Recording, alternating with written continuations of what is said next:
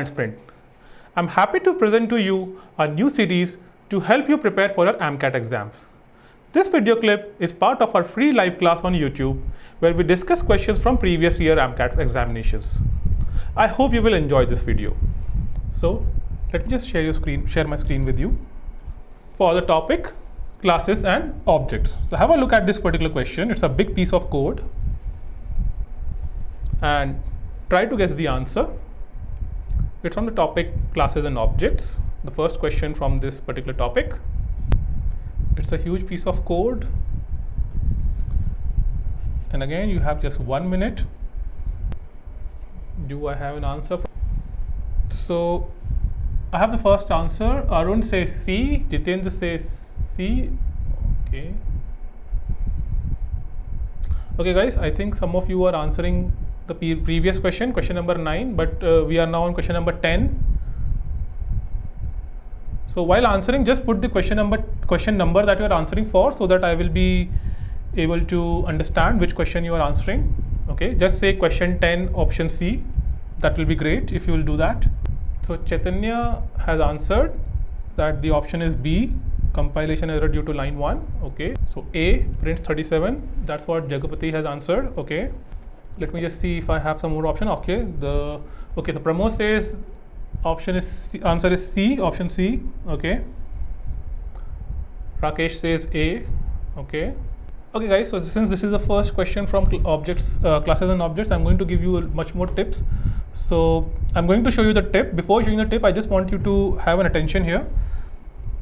If you see this is an abstract class. My class is actually an abstract class. Okay, so just make a note of this point, and now let me just display to you the tip. So here's the tip, and now that I have shown this very small tip to you, I'm going to show you the question again. So Chaitali says the answer for 10th is C. Azra says the answer is C. Okay, I think you people are learning something over here. I showed the tip, and now after showing the tip, Ankit says answer is A. So Jitendra is talking something about parameters. So Jitendra says answer A. Chaitanya says option C. Okay guys, so let me just show you the correct answer for this, and the correct answer is option C, the compilation error. Guys, this is pretty easy. If you see from the tip that I have given, that abstract classes cannot be instantiated. So when you see that tip, the first thing that you process is that my class is a abstract class. That was line 1 says, right? It's an abstract class that is declared. The declaration is correct. Therefore, the option cannot be B, which says compilation error will happen at line 1. No, the compilation error will not happen at line 1 because this declaration is correct. Okay, now let's look at line 2. Okay, over here we are instantiating an object of my class, which is a abstract class, and as the tip said, you cannot instantiate an abstract class. So here at line 2, the program will throw a compilation error. See, so the answer is C, which is compilation error due to line C. So now if you see guys, so just if you understand this particular question, it's a pretty long code. It is a pretty long code to analyze. But if you know that one particular concept about abstract classes, that it cannot be instantiated, then you have your answers in just looking at the two lines, line 1 and line 2. Line 1 says that the class is declared as abstract, and line 2 says that the class is, there's an instantiation of a variable happening for the same class, right? So even the code is very big, but you have to figure out very quickly, you need to know the concept of abstract classes, and you have to figure out very quickly that this is why there will be a compilation error in the program. So if you know that particular one concept, you will not have to spend a lot of time reading the entire code. Rather, you can actually guess it within 10 seconds. Just by seeing in 10 seconds, you can actually guess the entire entire code and you can guess the right answer. So this is one of the tricks that I want to tell you, that if you know these small concepts, you really may not have to look at the entire code, and the answer will come out very quickly, and you will save time, and you can use that time in your other questions. So this is what I wanted to stress on with this particular question. So I hope the concept is clear and you learned something good. Now we are going to move to our next question. Okay guys, so we are now moving to the next question. This is next question, question number. Okay, so here's the next question, question number 11. So I just request you to write the question number while you're answering. Write the question number of the question and then write the option. So that will help in clearing out which question you are answering. Okay, I think Jitendra is still commenting about question number 10, but we have moved on to question number 11. Okay, can I have some answers for question number 11? Again, it's a big piece of code, but again the trick is the same. There is something wrong over here. So as I just say the right answer, the option, Ankit says C. I think I've given a big hint. So Ankit has a comment about Jitendra. Okay guys, let's leave the comment on each other. Let's just focus on the question. We are all here to learn. Okay, so let me just show you the tip. Let me just show the tip over here. So this is the tip, but I think most of you have answered before I have given the tip. So I've displayed the tip. Now I'm displaying the question again. Now just trying to relook at this particular question. Those who have not answered, just from what you have learned from the tip, just try to relook and just see if you can get. Chaitali says C, Rakesh says A. Okay guys, so let me just quickly give an answer to this question. So the correct answer for this question is C, compilation error. And let me just explain this, how this is a compilation error. It's pretty easy. Just have a look at this method declaration. The name of the method is display. Here also the name of the method is display. Now if we see the arguments of both the method, both the arguments are having same data types. Argument number 1 over here is int. Here also argument number 1 is int. Argument number 2 over here is double. Here also the argument number 2 is double. So if you are having a same method name, which is actually method overloading, right? If you have the same method name, you cannot have the same arguments with those particular two methods. So this is why this is going to throw a compilation error. Okay, so this is the reason. So now over here, if you see in the method declaration, the return type is for the first method is void, and the return type for the second method is double, but it does not depend on the return type. It actually depends on the data types of the arguments. So data type of the arguments have to be different if you have the same method name in case of method overloading. Okay, so this is the reason why this answer is, this will show a compilation error, and this answer is C for this particular question. So I really hope you understood the concept over here behind this particular question. So again, as I said, that it may look like a lengthy code, but if you know the concept of method overloading and what are the basic parameters, factors that are associated with that particular method overloading concept, then you can very easily say that the answer is a compilation error.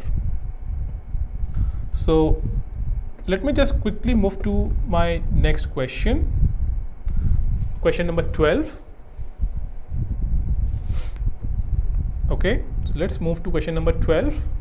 Just see this particular question. So can I have the answer for question number 12 from you guys? Okay, so I have varying answer. Jitendra says A, Rohan says D, Ajay says B, Santosh says C. Okay, so let me just give, okay, I have Jagapati saying C, it doesn't compile. Okay, so let me just say, show you the tip for this particular question. So I have displayed the tip, and now I am displaying the question again. So those of you who have not yet answered, just try to relook the question from what you have learned from the tip. Azra says answer 9. Okay, I'm waiting for a few more of you guys to answer. Okay, so I'm going to show the answer to this question. Can't return string to int method type. Okay, so 12C. Chaitali has an answer, 12C. Okay, so let me just quickly show the answer of this question, And yes, it has been guessed correctly by many of you. The answer is C, does not compile. Okay.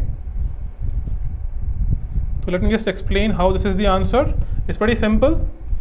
If you see over here in this method, the return type is having a string, okay, but in the declaration, the return type is declared as int, and this is not allowed, right? Since the method, in the declaration of the method, we have specified int as the return type. So when we are actually returning, the data type of this entire thing has to be int only. It cannot have any string in it, right? So this is the reason why the program will throw a compilation error. It will not compile and it will throw an error.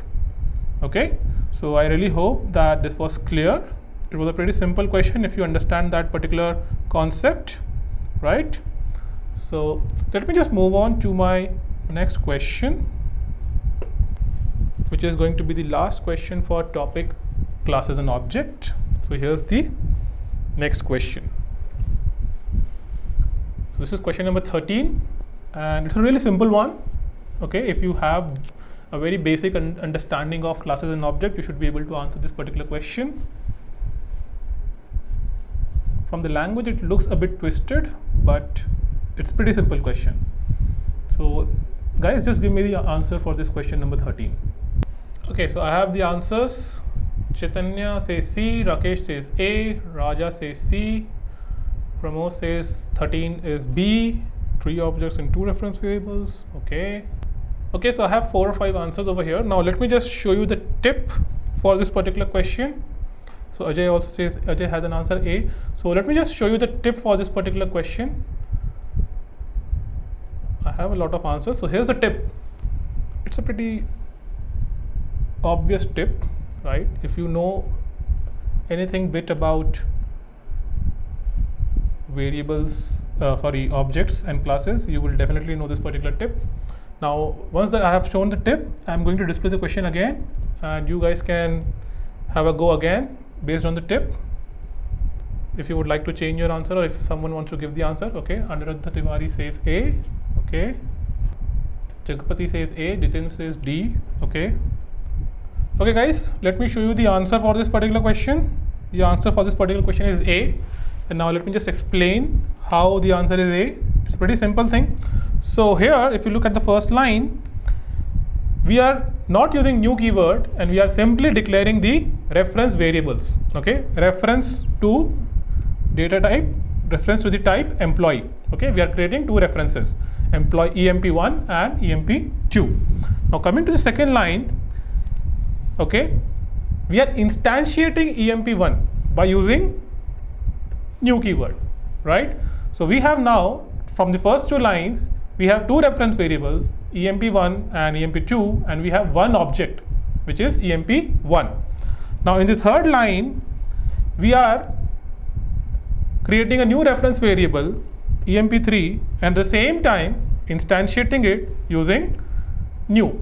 So now from the first line we have 2 reference variable, and now EMP3 is another reference variable, so we have total 3 reference variables. Okay, and since we have used only 2 times the new object, new keyword, so we have 2 objects, right? So this is why the option is A, that we have 2 objects and 3 reference variables. So this is the explanation for this particular question. So with this particular question, we have now covered 4 questions from the topic classes and objects, and these were the 4 questions that I had for this particular session for classes and object topics. So that was all we had from our last live class on this topic. I hope you enjoyed learning some good concepts. If you like this video, do watch the other parts which cover more topics from AMCAT. If you wish to learn on YouTube by interacting live with our trainers, then do join our next live class on AMCAT by subscribing to our channel.